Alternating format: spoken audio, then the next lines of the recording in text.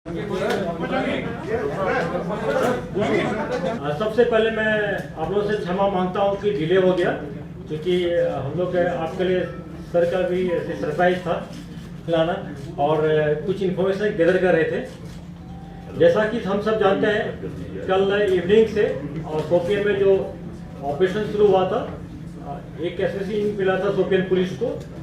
Army CRP police ने कॉर्डन डाला, उसमें ऑपरेशन को पेरेंट्स को भाई के भेजे, किसी का बात नहीं माना, सेंडर नहीं किया। फिर हम लोग मस्जिद शरीफ का बहुत इज्जत करते हुए उसमें से टीयर स्मोक डाले, बीच बीच में विंडो से कभी फायर किए। किसी भी है लोकल है, उसमें 2 HM का है, 1 LET का है, 2 AGH का है। और उसी टाइम में हम लोग को खबर मिला था कि आप मीडिया लोग भी एक बताए थे सोशल मीडिया पर कि जो इम्तियाज जो है AGH के चीफ वहां से फंसा हुआ है। फर्दर हम लोग उसको डेवलप किए तो पता चला कि इनिशियल कॉर्डन लगते लगते ग्रेनेड थ्रो करके 2 टेररिस्ट भागा है वहां से। जिस घर का इंफॉर्मेशन था उसको भी हम लोग पूछताछ किए। फिर उसके बाद हम लोग फर्दर इंड को डेवलप किए और खबर मिला कि नेबुक त्राल में एक ओपन आर्चर्ड में हाइडआउट है, वहाँ फंसे हैं। फिर वहाँ पर आर्मी और पुलिस सीआरपी जाके कॉर्डन डाली और इनकाउंटर हुआ, जहाँ पर कि 2 टेररिस्ट मारे गए। साथ के साथ 2 टेररिस्ट के हाथ में AK-47 था, 2 पिस्टल एक्स्ट्रा था। इनके खिलाफ काफी केस दर्ज है। ये सिविलियन किलिंग इन्वॉल्व था। उसमें से इम्तियाज है एक जो था, जो सॉकल्ड अपने आप को AGH का चीफ मानता था। बुरहान कोका के मरने के बाद इसको चार दिया गया था। अब मैं कोर कमांडर सर को रिक्वेस्ट करता हूं कि आप लोगों से इंटरेक्शन करें। सर,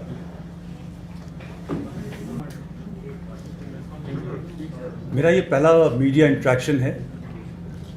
चिनार कोर टेक ओवर करने के बाद लेफ्टिनेंट जनरल BS राजू के साथ से मैं वापस कश्मीर में 20 महीने के बाद में आया हूँ और यहाँ आने के बाद में मैंने एक नई एनर्जी, नई स्फूर्ति, नई एफर्ट देखी है, जिसके अंदर गवर्नमेंट की सभी arms, media, civil admin, security forces, आप सब मीडिया खुद लग करके एक जम्मू एंड कश्मीर को एक बेहतर जगह बनाने के लिए आप तत्पर हैं।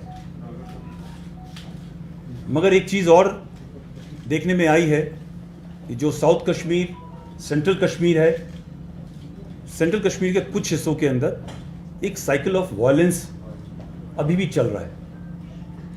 उसको कंट्रोल करने की काफ़ी कोशिश जारी है और मैं समझता हूं कि इसकी तरफ एक हमें बेहतर सिटीजन एंड सिक्योरिटी फोर्सेस की कैनेट की ज़रूरत है। इसके 2 रास्ते हमने प्लान करे हैं जिसके ऊपर हम चलेंगे। पहला रास्ता है कि हम रिक्रूटमेंट को रोकेंगे। हमारी सारी कोशिश रिक्रूटमेंट को रोकने के लिए होगी और दूसरी कोशिश होगी जिसके दौरान जो नेटवर्क इस रिक्रूटमेंट को चलाता है, जो ये OGW का नेटवर्क है, सोशल मीडिया, ऑनलाइन मीडिया का सिस्टम है, रिक्रूटमेंट का, रेडिकलाइजेशन का, हम उस पर ज़्यादा गौर करेंगे और कोशिश ये करेंगे कि इस नेटवर्क को निकाला जाए। इसके दौरान हमें आपसे सिर्फ यही गुजारिश है आवाम से कि हमारी मदद करें। जो हमारे कश्मीरी बच्चे रेडिकलाइज करे जाते हैं, जो लोग रेडिकलाइज कर रहे हैं, उनसे उनको बचाएं।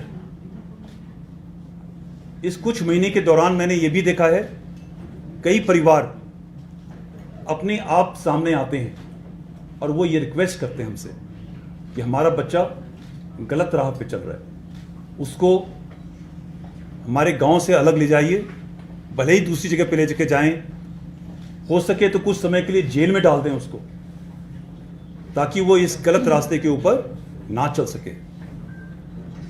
तो मेरी दरख्वास्त है, हाथ जोड़ करके रिक्वेस्ट है आवाम के साथ कि हमारी मदद करें, सिविल एडम की मदद करें, सिक्योरिटी फोर्सेस की मदद करें, ताकि ये जो रिक्रूटमेंट का साइकिल है ये बंद हो और हमारा कश्मीर एक अग्रसर रास्ते के ऊपर, प्रगति के रास्ते के ऊपर, पीस एंड प्रॉस्पेरिटी के रास्ते के ऊपर चले। मैं Jammu and Kashmir police led ये 24 घंटे के अंदर जो ऑपरेशन हुआ है, जिसमें 7 टेररिस्ट मारे गए हैं, इसके अंदर जम्मू कश्मीर पुलिस के सभी अधिकारियों का, जवानों का और इनके साथ सहयोग में लगे हुए सीआरपीएफ और राष्ट्रीय राइफल के जवानों का मैं बहुत शुक्रिया अदा करता हूं। एक बहुत ही सेंसिटिव समय आया जब मस्जिद के अंदर, मस्जिद वो जगह है जहां पे इबादत करी जाती है, दुआएं मांगी जाती हैं, ऊपर वाले को याद किया जाता है।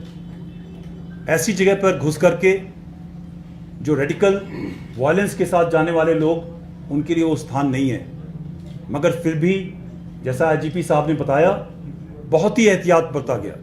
आईजीपी साहब खुद, जीओसी विक्टर साहब खुद मौके के ऊपर मौजूद रहे। इनफैक्ट इस पूरे वायलेंस के अंदर हमारे कई जवानों को चोटें आई, मगर ये एक हमारे कल्चर का हिस्सा है। जो दुआ इबादत की जगह होती है, हम उसको रिस्पेक्ट करते हैं। हम सब कश्मीर के अंदर हों, चाहे पूरे हिंदुस्तान के अंदर हों, हर जगह हम लोग ये चाहते हैं कि एक इबादत की जो जगह है उसको प्रॉपर रिस्पेक्ट होनी चाहिए। इसके लिए हमारे जवानों को इंजरीज उठानी पड़ी। हमारे सभी जवान सेफ हैं। सारे ऑपरेशन को अच्छी तरह कंक्लूड करा गया है और मैं फिर से सभी सोल्जर्स को जो इस ऑपरेशन में इन्वॉल्व थे, उनको मैं मुबारकबाद देना चाहता हूं। अभी मैं जो ऑपरेशन की डिटेल है उसके बारे में बताने के लिए आईजीपी साहब को बताऊंगा और फिर रिक्वेस्ट करूंगा कि मौके के ऊपर कैसे ऑपरेशन हुआ उसके लिए हमारे जीओसी साहब जनरल राशिम बाली उसके बारे में जो स्पेसिफिक डिटेल्स हैं वो बताएं। तो मैं जीओसी साहब से रिक्वेस्ट करता हूँ कि मैं आपको बहुत ही छोटे में शोपियां के बारे में बताता हूं। जैसा कि कोर कमांडर साहब बता ही रहे थे कि ये बहुत ही एक संजीदा सा ऑपरेशन था और जब से मैं यहां पर आया हूं मैं आपको ये भी बताता रहा हूं कि